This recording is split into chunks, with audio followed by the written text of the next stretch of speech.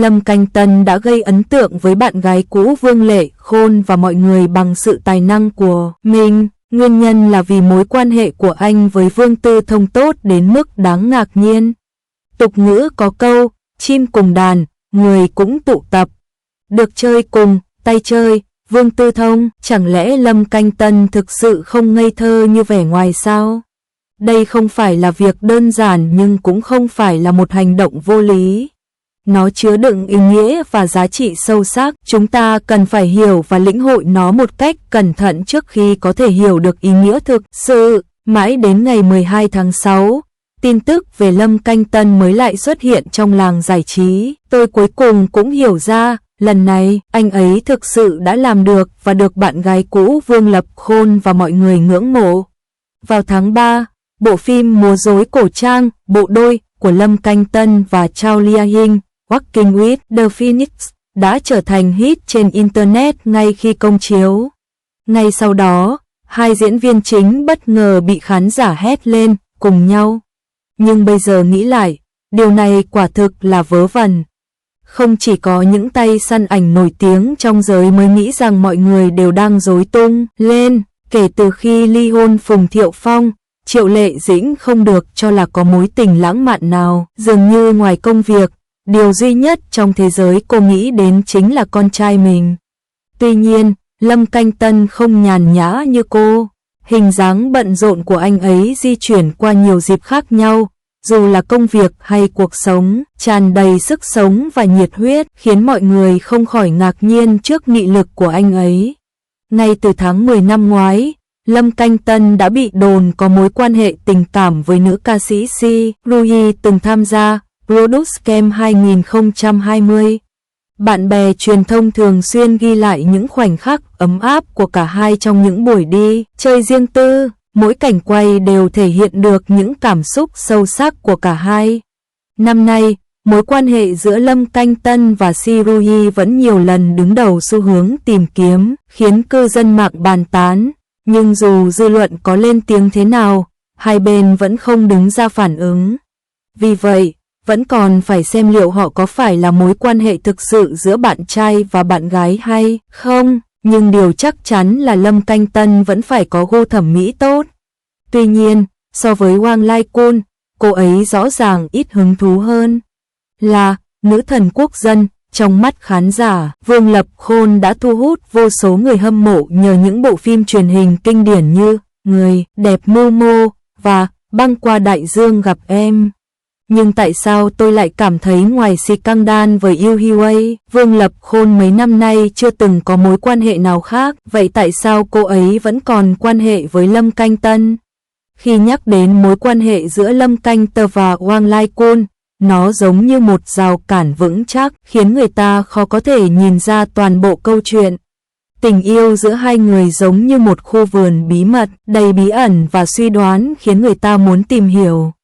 Tương tự như nhiều cặp đôi trong ngành, cả hai cũng yêu nhau vì phim truyền hình, tuy nhiên do thời đó không có nhiều hình ảnh và tin tức bị rò rỉ nên nhiều người chưa biết về chuyện này. Nhưng có một điều chúng tôi chắc chắn, tức là mối quan hệ giữa Lâm Canh Tân và Wang Lai Kun không kéo dài được lâu và cuối cùng cả hai đã chia tay. Kể từ ngày đó, Lâm Canh Tân vẫn giữ nguyên phong cách thường ngày, những tin đồn về bạn gái của anh lần lượt nổi lên, như thể đã trở thành thông lệ. Anh ấy đã chấp nhận điều này một cách dễ dàng, và cuộc sống của anh ấy vẫn tiếp tục như trước với những vụ bê bối liên miên, nhưng nó không hề thay đổi một chút nào. Tuy nhiên, dường như có rất ít điều được anh thẳng thắn thừa nhận.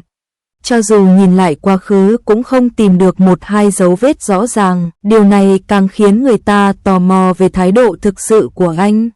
Gần đây, Lâm Canh Tân 36 tuổi đã làm được hành động phi thường nào có thể chấn động thiên hạ, lay động thần linh. Hãy cùng khám phá một số chiến công ngoạn mục nhất mà anh ấy đã đạt được trong thời gian gần đây. Sự thật đã chứng minh rằng câu chuyện của Lâm Canh Tân thú vị hơn bạn tưởng tượng rất nhiều.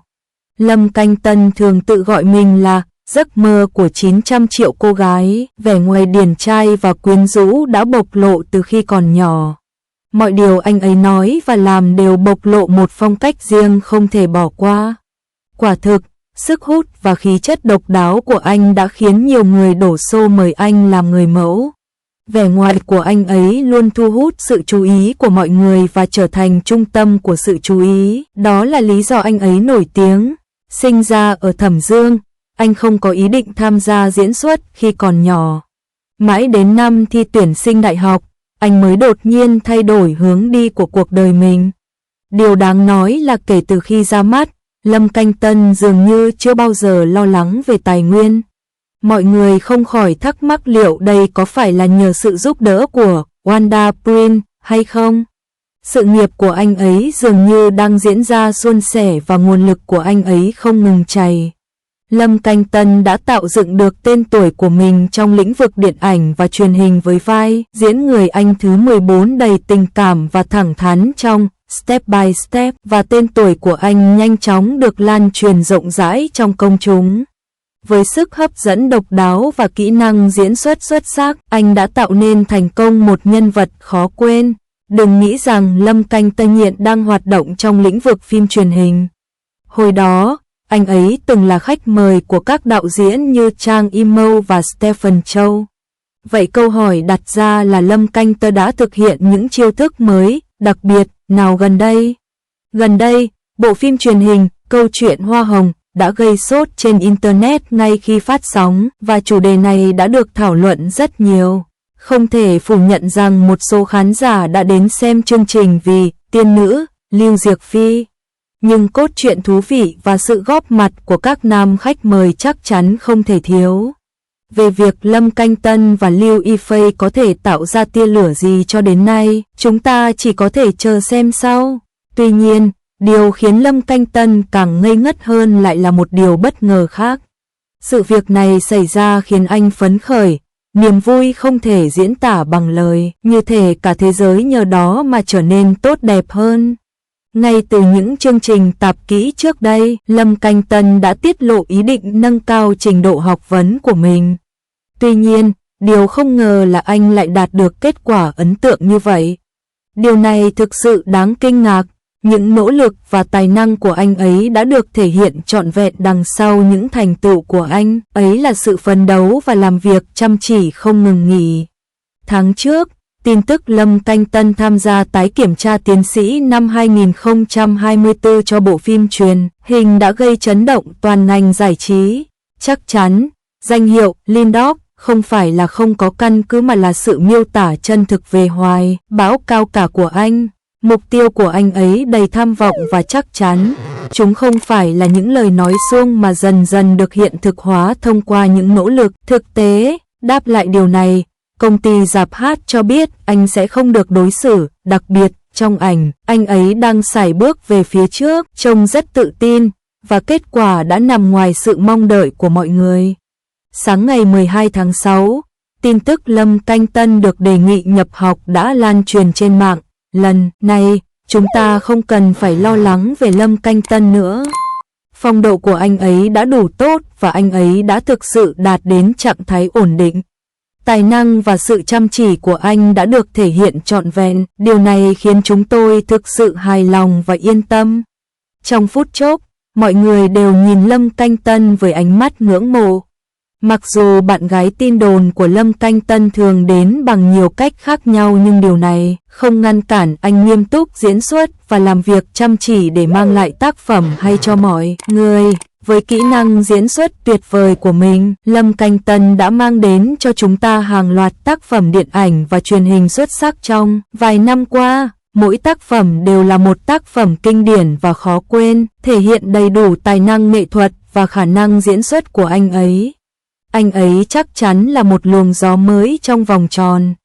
Ở giai đoạn này, Lâm Canh Tân không chỉ có một bộ phim mới ăn khách mà còn nhìn thấy được thành quả cho những nỗ lực của mình. Đây thực sự là một điều may mắn gấp đôi. So với những người suốt ngày kêu gọi hòa bình, Lâm Canh Tân như vậy sao có thể không khiến người ta ngưỡng mộ.